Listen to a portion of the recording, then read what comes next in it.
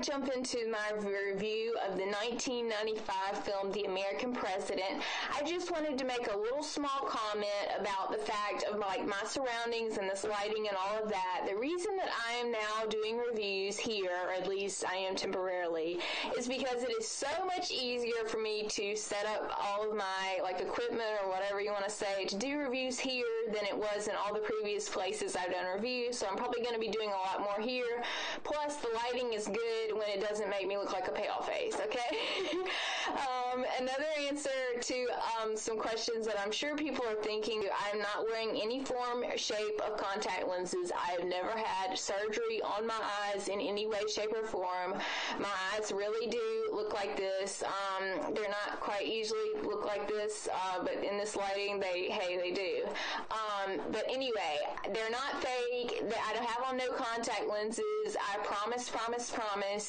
And yes, so I just wanted to clear that up because I have people to stop me like in the street and ask me that anyway. No joke. But in this lighting, I was watching like a previous review and I was like, oh my gosh, my eyes look so fake, and they're not. I really do promise. After addressing that, I'm sorry you had to sit there and listen to that, but I just felt like I had to say something. After addressing that problem, let's jump into this film review of the 1995 film, The American President. This film stars Michael Douglas, Annette Bening, Martin Sheen, Michael J. Fox, Anna Devere Smith, Samantha Mathis, Shauna Waldron, David Paymer, Anne Haney, Richard Dreyfuss, Nina C. Smasco. Ooh, I probably just butchered that one. Wendy Malick, Bean Billingsley, John Mahoney, Gail Strickland, Joshua Malena, Taylor Nichols, Clement Von Frankenstein. No, that's not a joke. That really is his name. Efrat Levy, and Jordan Lund. This movie was directed by Mr. Rob Reiner, music by Mark Shaman, edited by Robert Layton, cinematography by John Seal, written by Aaron Sorkin, produced by Rob Reiner, who also directed it, Jeffrey Scott, who also produced Drive, if that gives you any connection to him, and Charles Neuwirth, who produced Forrest Gump, Zookeeper, City of Angels, which I've done a previous review of City of Angels, so any connections to him, great. Okay, the basic plot for this one is Michael Douglas is the president, and he meets this, like, political activist lady who's trying to reduce, like, carbon fuel emissions or something like that, and he really likes her, so he asks her to go on a date, and then, like, this controversy starts because he's a widower, and the election is coming up, and people are like, oh, he's just now becoming, like, a playboy, and yada, yada, yada. So, anyway, it's the story of what people say, what happens, their romance, etc. Alright, good. Okay. I did not just say that. Okay, so, let's jump into the performances for this one, guys. Michael Douglas, for me, could not have been any more believable as the president. Could not have been any more believable at all as the president, because he seems really presidential. But when it comes to, like, the romance side of things, like the everything else side of things, I didn't buy it. And maybe I'm just, like, in the dark or something, but it wasn't believable for me. Let's see. Here are my notes. Michael Douglas is feeling a little wooden about 35 minutes in. I mean, he just feels a little stiff, especially, he's supposed to be like this, you know, he's the president, but he's supposed to be like this funny guy that goes around joking with everybody and stuff. And a lot of the comedy lines actually were falling flat upon his delivery. Like, he would say it and you're like, no, like, that doesn't work. I don't know. It just, and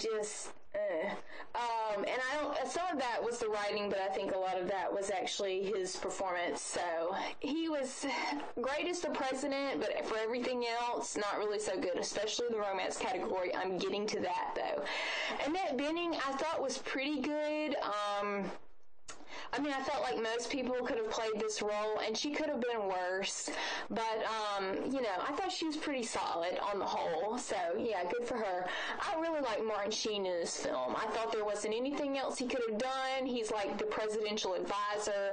I thought he couldn't have been, like, any more, he's so, like, he could be, like, the presidential advisor, based on, like, how he was in this film. Like, he seemed really, legitimate and everything, so that's great. Michael J. Fox, honestly, was not quite as believable for me in this role, but I thought he did great. He's like another one of the presidents, in the president's staff and stuff, so I thought he was okay, but he didn't blow me away. I do want to mention David Paymer, who was also in Alex and Emma, which I've done a previous review of. I thought David Paymer was great, and he had some really funny comedy lines. But again, not that great long of a place to go, but I thought he was really good on the whole. Okay, and I'm sorry for this. I just got done talking about the lighting, and like all of a sudden it's like black as the night. But anyway, let's move on. Okay. If I can't laugh, I'll just be depressed. So anyway, the directing for this was by Mr. Rob Reiner. I thought the directing for this on the whole was good. I didn't like how some things were handled, and I didn't feel like he demanded enough out of the actors or something. I mean, I don't know. The directing for this is definitely not one of Rob Reiner's best movies by a mile. Like, it just, I don't know. It didn't blow me away. It was okay. The music was by Mark Shaman, who's also did music for The Magic of Belle Isle and Alex and Emma, which, as I mentioned, I've done a previous review of. The music for this was pretty good. Definitely came through, like, in all the moments that were supposed to be, like, really presidential sounding. I thought he captured those really well. Editing by Robert Leighton. Robert Leighton also edited The Princess Bride and When Harry Met Sally, so he's worked with Rob Reiner before.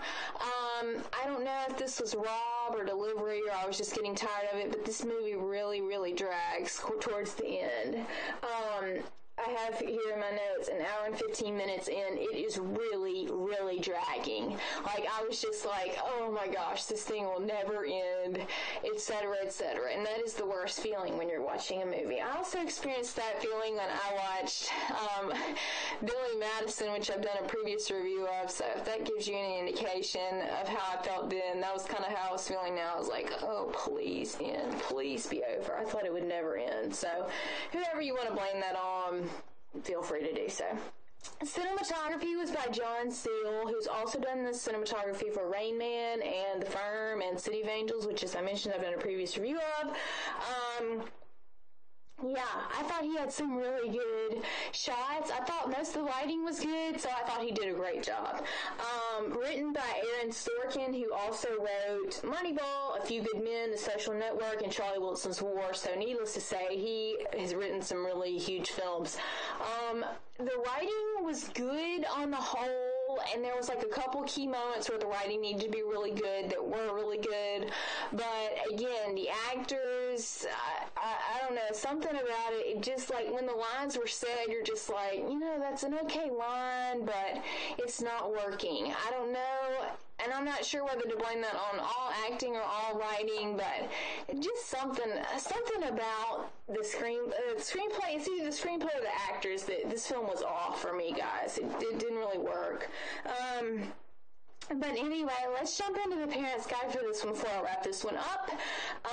This movie has 3 uses of the S word, 6 uses of the S word, 1 use of B, 9 uses of D, 5 uses of A, and 4 uses of H. Alright, let's get into sexual content. There's some mild sexual references, and it is implied that the 2 main characters sleep together, and, they don't really live together, but they spend a lot of nights together, so there you go. Also, let me just jump into this drug and alcohol. There's no real drugs. I don't even think there's like a cigarette, but there is, of course, some like wine drinking and champagne, but it's not like booze, I didn't think so. Anyway, that was fine. And then violence and gore. I can't think of any, honestly, so that was nice. anyway, here are my notes, guys. The romance feels really off. Really off. And because this movie is supposed to be like a romantic comedy or romance, drama kind of thing, that made the whole thing pretty much slide downhill. The writing for the non-romance stuff was great. It was so good. But I do just want to comment on, like, the fact that it's like they've had one date and then, I don't know, it's like it happens too fast, but yet you've taken so long to get there. I don't know. Do you see what I'm saying, though? I don't know how far I was into the movie when they actually, got together and yada yada. But let's say you're an hour into the film, but they've only spent, such little time together that you're just like, well, they wouldn't really have already been to this point in their relationship. But, the clock's ticking, as far as how long the movie's going. So, torn about that. Anyway, and now it's pouring down rain, but anyway, the show goes on. The show goes on with movie reviews with Margie. Anyway, the point is that I didn't really absolutely love the romance writing at all. It felt really forced, and I think some of that was Michael's delivery, but the romance writing was bad. And again, whoever you want to blame that on, the romance portion of this film was pretty bad on the whole, but the non-romance stuff was pretty good, so at least that worked out. But anyway, guys, I'm giving this film, to give it a rating, I'm giving this film 2 stars out of 5. And would I watch this movie again? I would not watch this movie again, simply based on one of the facts is that it literally, you get an hour into it and you're like, this will drag on until my death. This will never end. So, yeah, anyway, if you just watch the first hour. And again, here's my plea to the filmmakers, future filmmakers of America, etc. With this film, I felt like there wasn't a ton of scenes that were, obviously to cut, but I'm like, cut something because it's too long. Something should have been cut to speed this thing up, to make the pacing better, and, if you have a shorter movie, great. Don't feel like you have to make your movie so long. It has to be 2 hours long, so we gotta include, these 4 scenes that ruin it and just make it, stupid and draggy, and no, cut the scenes and have an hour 40-minute movie. Are you with me? Okay, say yes, because I'm depressed. Anyway, guys, this has been my movie review of the 1995 film, The American President. I hope you enjoyed it. I would recommend not go seeing this film, but it's totally your call, and I'll talk to you guys later.